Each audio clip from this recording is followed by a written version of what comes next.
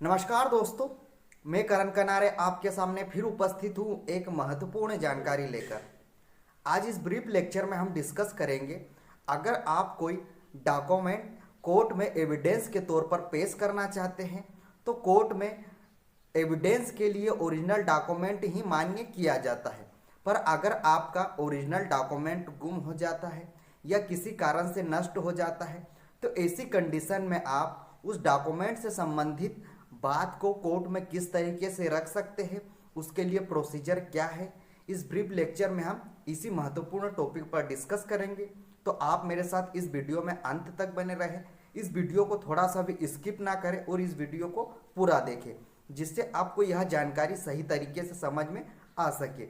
और अगर आप मेरे इस चैनल पर नए हैं या अभी तक आपने मेरे इस चैनल को सब्सक्राइब नहीं किया है तो सबसे पहले मेरे चैनल को सब्सक्राइब कर लीजिए और बेल आइकन को भी प्रेस कर लीजिए, जिससे आपको नए वीडियो की नोटिफिकेशन टाइम टू टाइम मिलती रहे। तो दोस्तों, जब आप कोर्ट में किसी ओरिजिनल डॉक्यूमेंट को पेश करते हैं एविडेंस के तौर पर, तो वह डॉक्यूमेंट ओरिजिनल होना चाहिए, क्योंकि एविडेंस के लिए कोर्ट में ओरिजिनल डॉक्यूमेंट ही मान्य किए जाते हैं, ना कि फोटोकॉपी। पर अगर आपका डॉक्यूमेंट गुम हो जाता है, मान लो आपके ओरिजिनल डॉक्यूमेंट गुम हो गए या किसी कारण से नष्ट हो गए, तो उस डॉक्यूमेंट से संबंधित बात को आप कोर्ट में कैसे रखें? तो इसके लिए इंडियन एविडेंस एक्ट का सेक्शन 64 में यह कहा गया है कि जब आप कोर्ट में कोई डॉक्यूमेंट एविडेंस के तौर पर पेश कर रहे हैं तो वह डॉक्यूमेंट ओरिजिनल होना चाहिए, ना कि फोटोकॉपी होना चाहिए। यह इंडियन एविडेंस एक्ट का सेक्शन 64 कहता है। पर हमारे तो डॉक्यूमेंट नष्ट हो गए, गुम हो गए, तो हम क्या करें?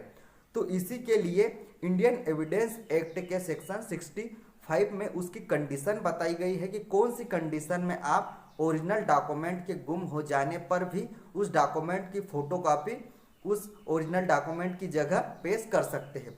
तो इसके लिए सबसे पहली कंडीशन तो यह है कि आप जिस डॉक्यूमेंट को पेश करना चाहते हैं कोर्ट में एविडेंस के तौर पर, अगर वह डॉक्यूमेंट किसी ऐसे व्यक्ति के पास है जिसके खिलाफ आप उस डॉक्यूमेंट को पेश करना चाहते हैं और वह व्यक्ति वह डॉक्यूमेंट आपको नहीं दे रहा है, कोर्ट के द्वारा लिखित आदेश मिल जाने के बाद भी अगर वह व्यक्ति डॉक्यूमेंट को कोर्ट में पेश नहीं करता है, तो ऐसी कंडीशन में आप उस डॉक्यूमेंट की फोटोकॉपी भी कोर्ट में पेश कर सकते हैं। यह सबसे पहली कंडीशन बनती है। अब सेकंड कंडीशन इसमें यह बनती है, मान लो आप दो लोगों के बीच कोई एग्रीमेंट होता है और एग्रीमेंट के बाद अगर यह मुकदमा किसी कारण से कोर्ट में जाता है और कोर्ट में अगर वह सामने वाला व्यक्ति यह खुद स्वीकार कर लेता है कि हमारे बीच एग्रीमेंट हुआ है, तो ऐसी कंडीशन में जो एग्रीमेंट की ओरिजिनल कॉपी है उसको आप पेश ना करें तो भी मान्य माना जाएगा, क्योंकि उस व्यक्ति की स्वीकृति ही वहां पर कोर्ट में मान्य मानी जाएगी। तो ऐसी कंडीशन में आप ना भी डॉक्यूमेंट पेश करें तो वह मान्य होगा। अब थर्ड कंडीशन इसमें यह बनती है कि अगर आपका ओरिजिनल डॉक्यूमेंट किसी कारण से नष्ट हो जाता है या गुम हो जाता है तो आप क्या करें?